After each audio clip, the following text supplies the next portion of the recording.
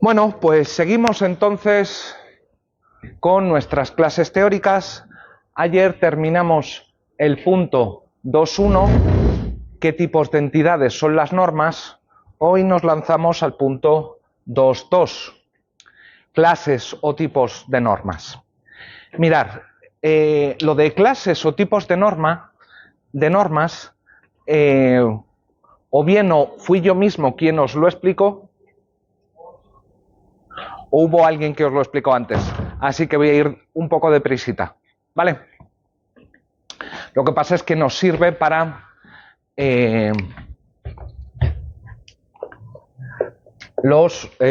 sobre todo el tema 3.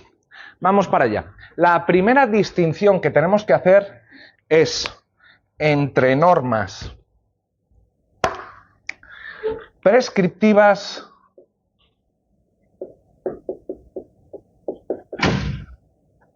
constitutivas y técnicas. José, ¿tú te acuerdas de esta distinción? ¿Te suena de algo, al menos? De algo, por lo menos de algo. Venga. ¿Qué son las reglas o las normas prescriptivas?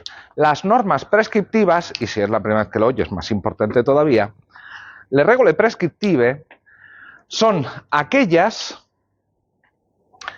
que, bueno, sencillamente califican como prohibido, permitido u obligatorio un determinado comportamiento.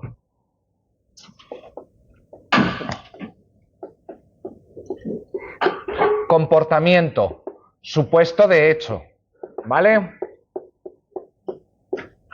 Un supuesto de hecho. Y un operador prescriptivo, ¿vale?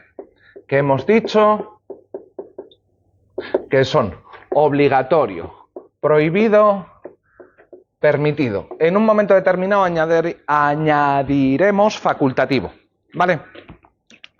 Bueno, las normas prescriptivas son las que dicen obligado, prohibido, permitido.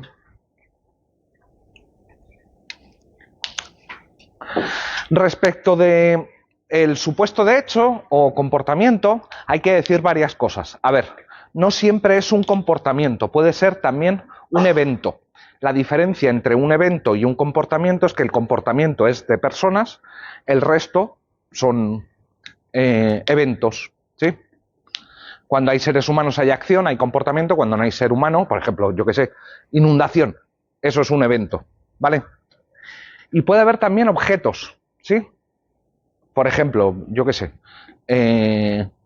MDMA, prohibido, ¿sí? La droga de diseño. O, no que sé, lo que queráis. Puede ser incluso una persona, ¿sí? Lo que esté dentro de prohibido, permitido u obligatorio.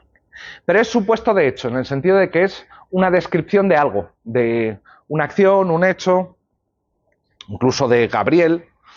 De hecho, la norma que dijese, Gabriel, está prohibido Gabriel, no es que estuviese Gabriel en la norma ahí metido, sería una descripción de Gabriel, algo que nos sirviese para identificar a Gabriel. Lo malo de llegar tarde, que me he quedado con tu nombre y ya va a ser para los días. Vale. Esta parte es relativamente sencilla, ¿sí? Lo que me interesa o donde nos tenemos que detener más es en los operadores normativos u operadores prescriptivos, ¿vale? Mirad, nosotros vamos a partir de estos dos términos, obligatorio y prohibido, ¿vale? ¿Tenemos claro que obligatorio y prohibido son interdefinibles?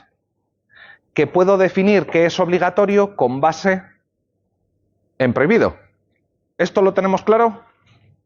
¿Sí? ¿Todo el mundo? ¿Sí? Bien, paso. Levanta la manita y dice no. Ok. Obligatorio comer galletas. ¿Cómo puedo decir esto en términos de prohibido? Cuidado, no prohibido es otra cosa. Prohibido no comer galletas. ¿Sí? Si esto es así, entonces obligatorio y prohibido son interdefinibles. Es obligatorio aquello que está prohibido no hacer y está prohibido aquello que es obligatorio no hacer. Son en este sentido interdefinibles. Pero además de interdefinibles, estos dos operadores tienen otra característica bien singular. Y es que si yo digo que comer galletas está prohibido o es obligatorio, da lo mismo, ¿sí? Si digo que comer galletas o cualquier otra acción es obligatoria, también estoy diciendo algo sobre no comer galletas. Siempre, necesariamente. Porque si digo que es obligatorio comer galletas, entonces estoy diciendo también prohibido no comer galletas. Y esto es una característica que solo tienen obligatorio y prohibido. Y llamamos a esta característica ser un calificador prescriptivo maximal. ¿Sí? Maximal, ¿por qué? Porque califica tanto comer galletas como no comer galletas, la acción como la omisión. Hasta aquí todo va bien, ¿verdad? ¿Sí? Necesito que todos estéis a bordo, sí, esto es fácil, esto se entiende. Perfecto. Lo malo es que no pasa lo mismo con permitido. De hecho, decimos que permitido es un operador minimal. Así que si digo permitido comer galletas, no comer galletas, ¿cómo estará?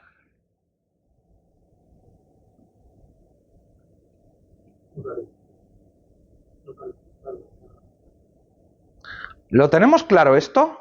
Si digo que está permitido comer galletas, no comer galletas, no está calificado. Uy, qué caras. ¿Entendemos por qué es? ¿Entendemos esto o simplemente asentimos? Sí, asentimos, pero no entendemos. Entendemos. Si digo permitido comer galletas, no implica permitido no comer galletas. Implica solo permitido comer galletas. Todo el mundo entiende esto. La última fila entendéis esto. ¿Sí? ¿Alguien es capaz de explicarme por qué?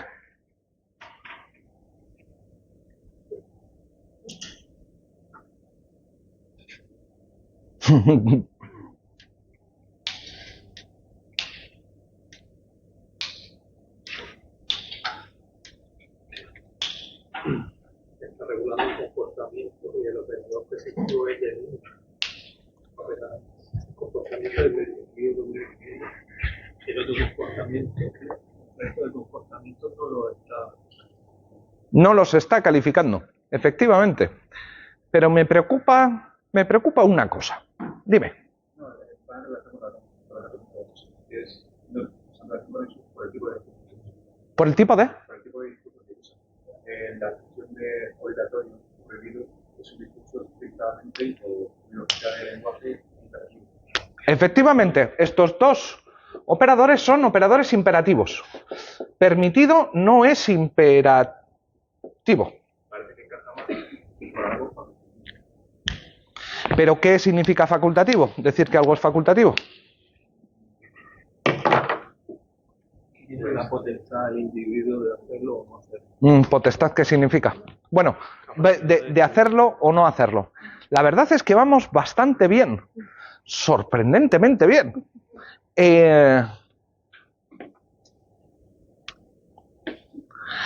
Entonces, todos aquellos comportamientos que el legislador no ha previsto en el Código Penal no es que estén permitidos,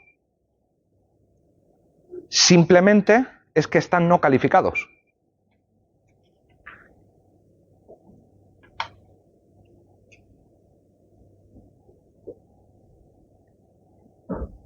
Esa subida de cejas. Repito. Si tienes razón, José, ¿y cómo era tu nombre? Estéfano. Entonces, todo comportamiento que no esté calificado no es que esté permitido penalmente, es que no tiene calificación normativa. Mirad, normalmente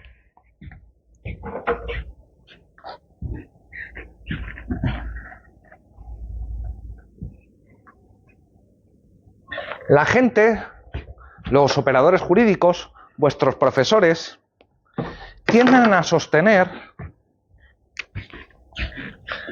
que todo comportamiento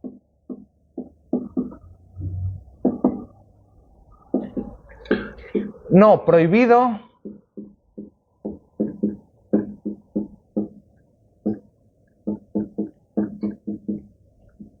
está permitido.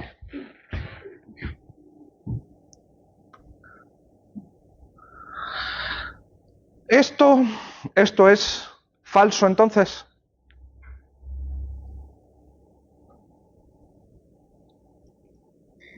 Sí, es falso. No es falso. Entonces no tendría razón José, y del hecho de que un comportamiento no esté calificado, no se sigue que no esté calificado, sino se sigue que está permitido. Así que si digo permitido comer galletas, también estaría diciendo permitido no comer galletas. Si yo os digo, está permitido hacer el examen con boli azul,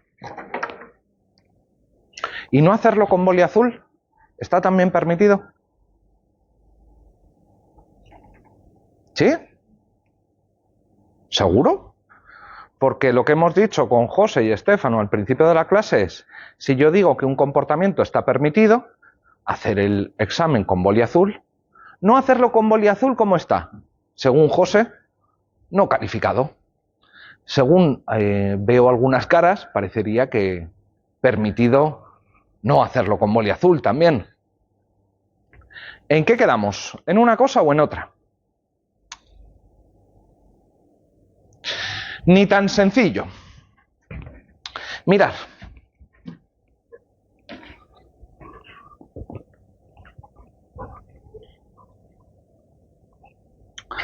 Nosotros estamos acostumbrados a decir que de permitido bolígrafo azul se sigue permitido no bolígrafo azul.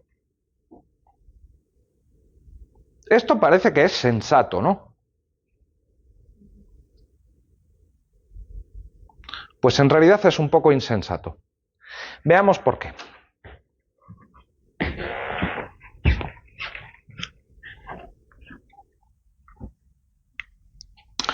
En lógica deóntica, es decir, en la lógica de las normas, solemos aceptar el principio según el cual todo aquello que es obligatorio está también permitido. Si es obligatorio, entonces implica que está permitido.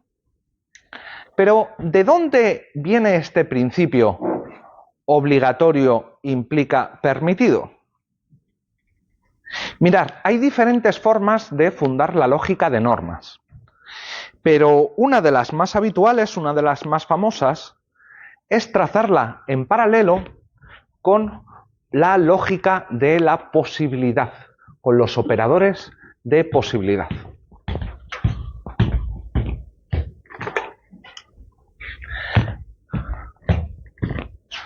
¿Sabemos lo que significan estos términos? Necesario, posible e imposible.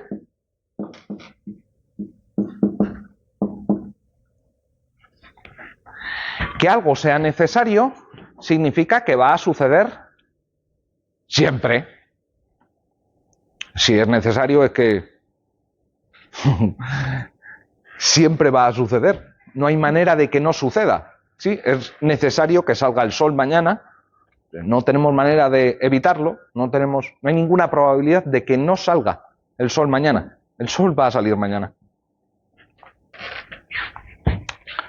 Que algo sea imposible es que hay 0% de posibilidades de que esto suceda. Es el opuesto de lo necesario, lo imposible. ¿Sí? Bien, vamos bien. ¿Qué significa que sea posible? Posible es que hay algún porcentaje de posibilidad de que algo ocurra, simplemente. Si digo no posible, cuidado, que no es lo mismo que imposible. Perdón, no posible, sino posible que no.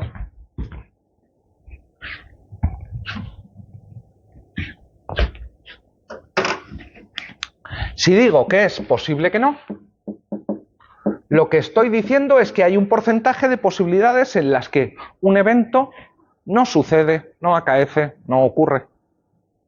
¿Bien? ¿Bien? Vale.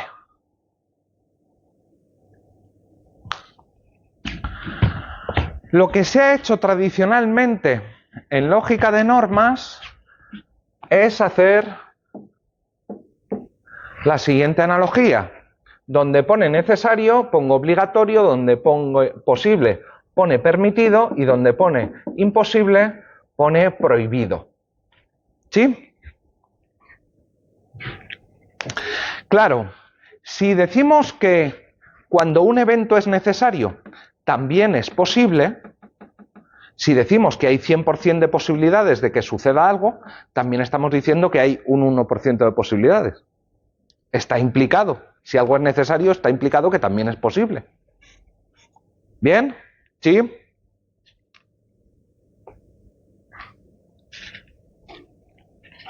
Si decimos que algo es imposible, también estamos diciendo que es posible que no suceda.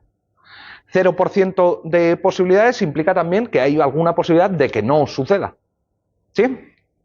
¿Bien? Good. A partir de aquí se deriva el principio o los principios según los cuales obligatorio implica permitido y prohibido implica permitido la omisión. ¿Sí? Como basamos nuestra lógica de normas en la lógica de posibilidades, trazamos esa analogía. También tiene sentido desde el punto de vista normativo. ¿Por qué? Porque parece ser sensato decir que para que un comportamiento sea obligatorio, tiene que estar también permitido.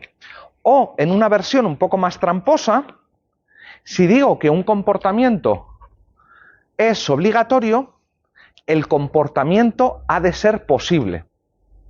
Claro, si posible en sentido físico, sería muy extraño decir que es obligatorio que usted saque sus alas y se vaya volando.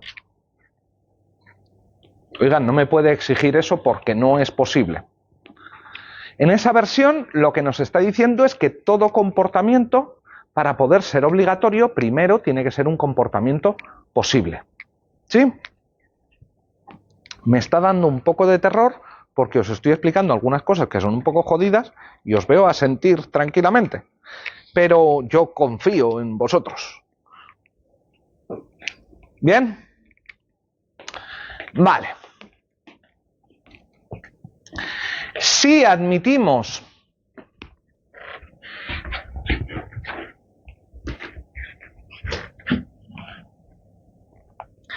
que puede haber un comportamiento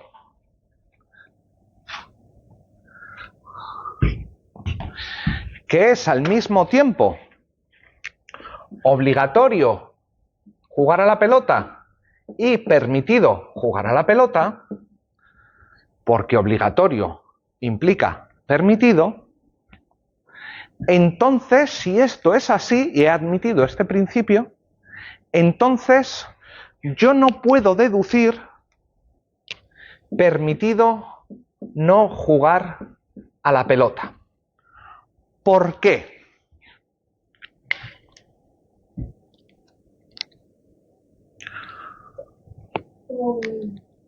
Contradice, ¿no? ¿Con qué se contradice?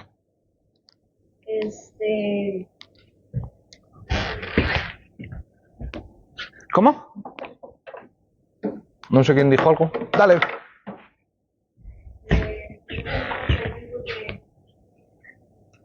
O sea, porque no solo decir prohibir en vez de permitir, no. O sea, porque te contradice, no puedes permitir algo, o sea, estás accediendo a algo, pero estás accediendo a una acción negativa. Bueno, alguien te podría decir, permitido hacer el examen con boli azul, permitido no hacerlo con boli azul. Ojo, si yo digo que es obligatorio hacer, jugar al... no me acuerdo lo que era esto, jugar a la pelota, que implica permitido jugar a la pelota, ¿por qué no puedo deducir permitido no jugar a la pelota? Millón de euros para el caballero. Os recuerdo que obligatorio jugar a la pelota es lo mismo que decir prohibido no jugar a la pelota. Y aquí tendríamos prohibido no jugar a la pelota y permitido no jugar a la pelota, lo que claramente es una antinomia, es una contradicción. Por eso no admitimos que de permitido jugar a la pelota se pueda sacar permitido no jugar a la pelota. Sin embargo, si yo le digo esto a vuestro profesor, a vuestros profesores de penal, de administrativo, de tributario, les da un chungo al corazón y probablemente mata un par de ellos. Y como no es el caso, lo que vamos a querer, lo que vamos a hacer es, para intentar evitar, ¿cómo decir?, arritmias y cosas así, vamos a tratar de explicar el sentido de esto. Porque os recuerdo decir, todo comportamiento que no está prohibido está permitido, es solo uno de los pilares del derecho penal liberal. Es una de las bases, es uno de los fundamentos del derecho penal liberal. Del derecho penal liberal y del derecho tributario y claramente del derecho administrativo. En una versión ligeramente diferente, no con prohibido y obligatorio, sino con válido o inválido. ¿Cuántas veces quién nos da administrativo? A Alfonso.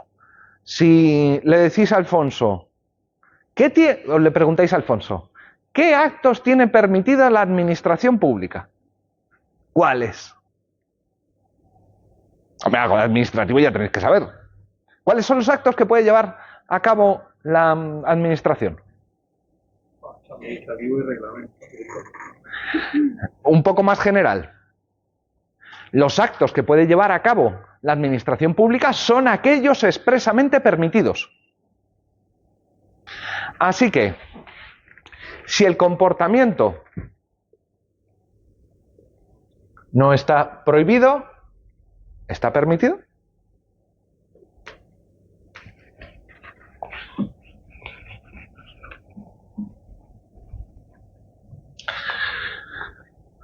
Preguntémonos un segundo. ¿Esto de aquí es una norma? ¿Esto es una norma? ¿O es una proposición normativa? ¿Os acordáis la diferencia entre norma y proposición normativa? Una norma es un contenido proposicional que te dice obligatorio, permitido, prohibido. La proposición normativa es un enunciado que describe el contenido de una norma. ¿Sí? Lo explicamos ayer. ¿Esto es una norma o una proposición normativa? Pues veamos las dos posibilidades. Pongamos que lo entiendo como norma. Si es una norma, bueno, ¿qué es lo que nos está diciendo esta norma? Lo que nos está diciendo esta norma es que si no hay prohibición,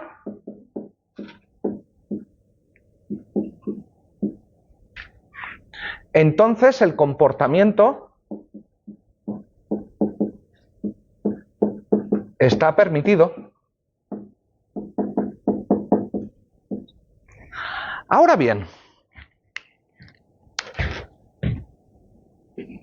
¿Existe esta norma en nuestros ordenamientos jurídicos?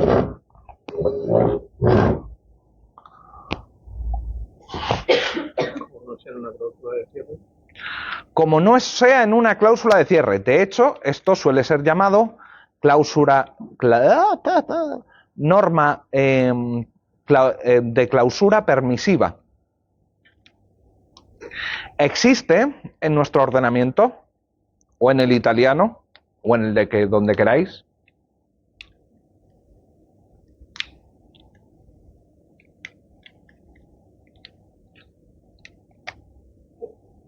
Si lo haces en círculos, no sé si es un sí o un no. Es un no, no existe. Bueno, insisto, si le decís al de penal que no existe esto, ataque de corazón y cae fulminado.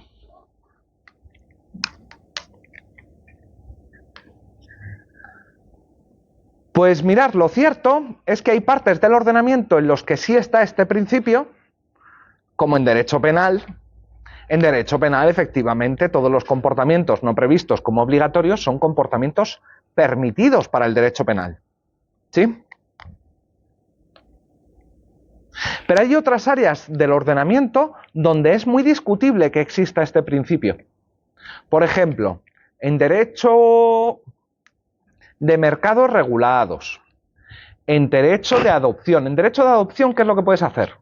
Pues prácticamente nada, salvo aquello que está expresamente previsto como permitido. El resto casi no puedes hacer nada. ¿Sí? Me refiero para el proceso de adopción. Así que esta norma de clausura, es contingente en un doble sentido. Es contingente en un primer sentido porque puede estar presente o puede estar ausente. Puede estar o no estar. Hay partes del ordenamiento donde estará y hay partes del ordenamiento donde no estará. Y este es un primer sentido en el que es contingente este principio de clausura permisivo. Pero hay una segunda posibilidad o una segunda razón por la cual decimos que es contingente. Decimos que es contingente porque ¿es posible que exista el principio contrario? Todo aquello que no está permitido está prohibido. Todo aquello que no esté expresamente permitido está prohibido. En un régimen fascista, en un régimen autoritario, en un régimen fascista, en una dictadura, perfectamente podría estar este principio. Todo aquello que no esté expresamente permitido pasa a estar prohibido. ¿Sí? Así que el principio permisivo de clausura es contingente en dos sentidos. En un primer sentido, porque puede no estar, y en un segundo sentido, porque puede estar el opuesto. ¿Sí? El principio de prohibición. ¿Nos hemos perdido? ¿No? ¿Vamos bien? La última frase. Esto, lo que tenemos aquí, es el principio general de permisión, ¿vale? Y estoy diciendo, el principio general de permisión, por favor, principio entre comillas, el principio general de permisión es contingente en dos sentidos. Uno, puede estar presente o no estar presente. ¿Sí? En algunas partes del ordenamiento sabemos que está, en otras sabemos que no está. Pero dos, es contingente en un segundo sentido, que también es posible que en lugar del principio general de permisión esté el principio general de prohibición. Y el principio general de prohibición, ¿qué dice? Todo aquel comportamiento no previsto está prohibido. Propio de regímenes fascistoides o fascistas, o lo que queráis. ¿Sí? Y liberales, al menos. Bien. Pero hay una segunda posibilidad, y es que lo que está escrito en la pizarra, todo aquello que no esté prohibido está permitido, no exprese una norma, sino una proposición normativa. Recordemos, las proposiciones normativas son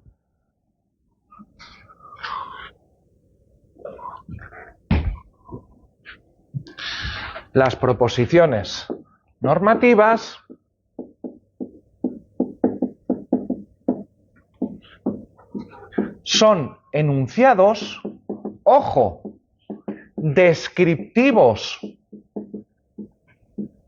Descriptivos, sí, de normas, pero descriptivos. Y al ser descriptivos, ¿qué es lo que tienen? Valores de verdad o falsedad, o son verdaderos o son falsos. Así que ahora lo que nos estamos preguntando ¿es esto verdad? Sin embargo, aquí hay que tener mucho cuidado,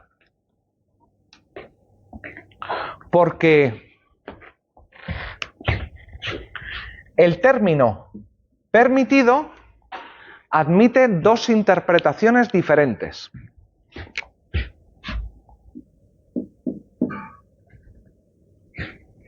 Y es que permitido puede querer decir, y a esto lo vamos a llamar permiso fuerte,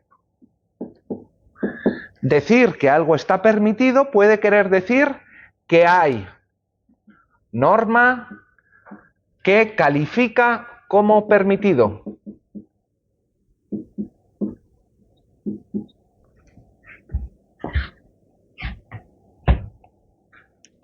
Pero hay una segunda opción.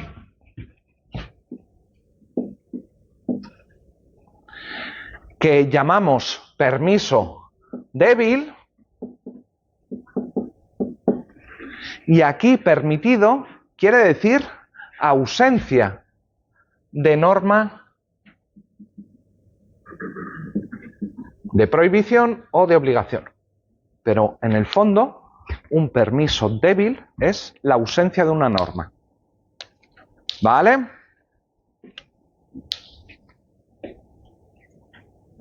¿Vamos bien? Estamos viendo este enunciado, todo aquello que no está prohibido está permitido, como si fuera una proposición normativa, un enunciado acerca de nuestro ordenamiento jurídico. ¿Sí? Lo que pasa es que aquí tenemos que tener en cuenta que permitido puede significar dos cosas diferentes. Uno, hay norma que dice expresamente permitido llevar a cabo la acción. Y dos, simplemente no hay norma. ¿Vale?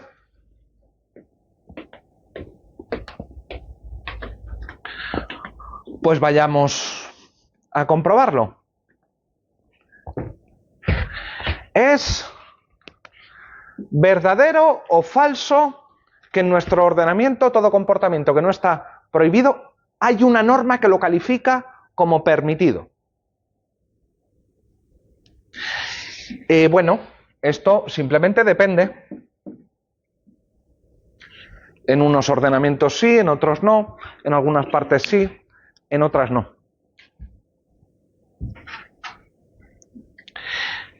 Y dos, ¿y si entiendo esta proposición normativa, todo comportamiento que no está prohibido está permitido, si entiendo permitido como ausencia de norma de prohibición?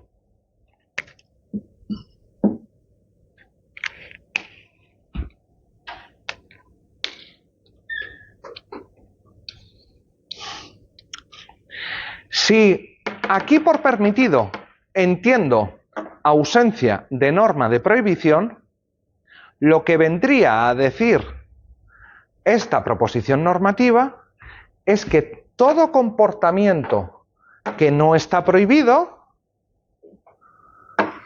hay ausencia de norma de prohibición.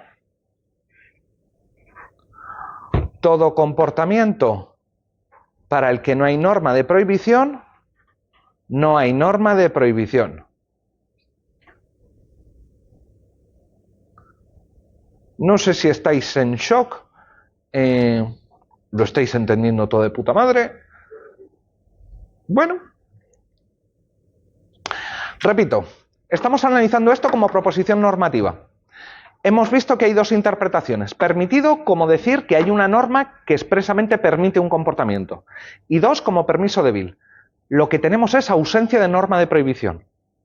En la segunda interpretación, permiso débil, la proposición normativa vendría a decir todo aquello que no está prohibido es porque hay ausencia de prohibición. Mirad, en esta segunda interpretación, el enunciado es, por supuesto, verdadero. Verdaderísimo. Claro que es verdadero. ¿Por qué? Porque es un enunciado analítico. Básicamente estoy diciendo la misma cosa dos veces de manera ligeramente diferente, pero estoy diciendo lo mismo dos veces. Todo aquello para lo que no hay norma de prohibición, no hay norma de prohibición. ¡Bien! ¡Fantástico! Pero el enunciado es verdadero, pero muy poco informativo. En realidad no nos dice nada. Nos dice que lo que no está prohibido, no está prohibido. ¡Bien! ¡Yujú! Así que, si alguien les dice que todo aquello que no está prohibido está permitido, ustedes lo que tienen que hacer es decirles, enséñame la norma que califica expresamente como permitido el comportamiento. Porque si no, lo que están ustedes diciendo es que está permitido en sentido débil. Y decir que está permitido en sentido débil significa únicamente, como estaba diciendo Pepe, pues, José, perdón, que del hecho de que no haya norma de prohibición, no hay norma de prohibición. Pero esto evidentemente es una perogrullada que no nos dice absolutamente nada. Si me preguntáis a mí las dudas, me pagan por eso, ¿eh? Incluso me pagan por resolver dudas. Es alucinante que hay cosas en este grupo que tardo un montón en explicar y otras que no tardamos nada porque vamos así, directos. ¿Se ha entendido esto? Uy, perfecto. Todavía me quedan 10 minutos. En 10 minutos hago maravillas. Venga. Pone depende porque ¿realmente en nuestros ordenamientos, para los casos no regulados, hay una norma general que dice permitidos? Y hemos dicho, en algunas partes del ordenamiento sí, en otras no, y puede que en nuestro ordenamiento sí, pero en otro ordenamiento no. Ahí depende de cada ordenamiento, de qué parte del ordenamiento, a qué parte del ordenamiento nos estemos refiriendo. ¿Sí? ¿Bien ahí? Pero entonces, ¿para qué demonios, para qué puñetas querría el legislador introducir un comportamiento como permitido? ¿De qué sirve tener un comportamiento calificado como permitido? O dicho de otro modo, ¿para qué sirven los permisos? Porque mirad,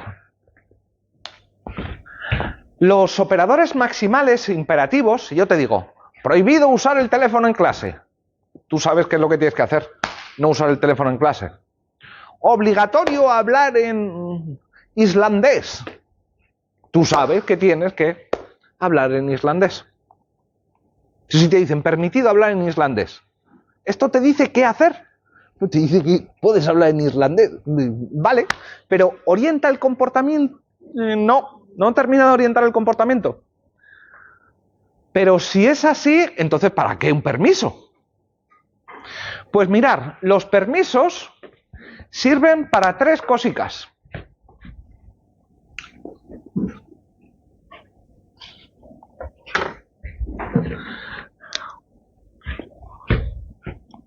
A esto lo podéis llamar las funciones de los permisos. Ah, perdón, que se me olvida deciros una cosa. ¿Facultativo entonces? Claro. ¿Qué es facultativo? Facultativo es cuando efectivamente tenemos no ausencia de norma, sino dos normas. Una norma que te dice permitido usar el bolígrafo azul y otra que te dice permitido no usar el bolígrafo azul. Facultativo no es nada más que la suma de permitido sí y permitido no. ¿Vale? Pero de nuevo, ¿para qué querríamos permitir comportamientos? Esto es muy extraño. Pues mirar, una de las cosas para las que se utilizan las normas permisivas, es para aclarar esto. ¿En qué sentido? En que muchas veces llegamos y tenemos dudas acerca del estatus normativo, de cómo está calificado un determinado comportamiento. Y la gente dice, ¿es obligatorio o no es obligatorio? ¿Está prohibido o no está prohibido? Y llega el legislador y dice, un momento, ya te digo yo que permitido. Y por tanto, ¿qué es lo que hace? Aclara el estatus normativo. Claro, sabemos que si el comportamiento está permitido, seguro no está prohibido. Otra cosa es que sea obligatorio, pero sabemos ya por lo menos que no hay prohibición. ¿Sí? ¿Sirve para algo más? Sí. Pongamos que tenemos una norma. Mira, sí, que prohíbe una determinada religión. Que prohíbe, ¿sabéis lo que es la secta Moon? La secta Moon era un grupo es una religión que nace en Corea, que tuvo cierta implantación en España y que hacía matrimonios colectivos, no en el sentido de que se casaran todos con todos, sino que las bodas eran multitudinarias, se casan 200 parejas de golpe. ¿Sí? Y su estatus legal en España es así, rozando la secta. Pongamos que el legislador se cansa de la secta Moon y lo prohíbe. Prohibido el culto de la secta Moon. ¿Sí? Los hijos de la luna, me parece que algo así. Pero después viene otro legislador y dice, a ver, se nos ha ido un poco la olla. Y dice, no, permitido el culto Moon. Coño, lo que tenemos aquí es que primero tenemos una norma N1 en un momento temporal 1 que te dice prohibido secta Moon. Y en un momento posterior 2 tenemos una norma N2 que te dice permitido secta Moon. ¿Para qué nos ha servido ahí el permiso? Pues el permiso nos ha servido para derogar una prohibición. Así que la segunda es para derogar prohibiciones.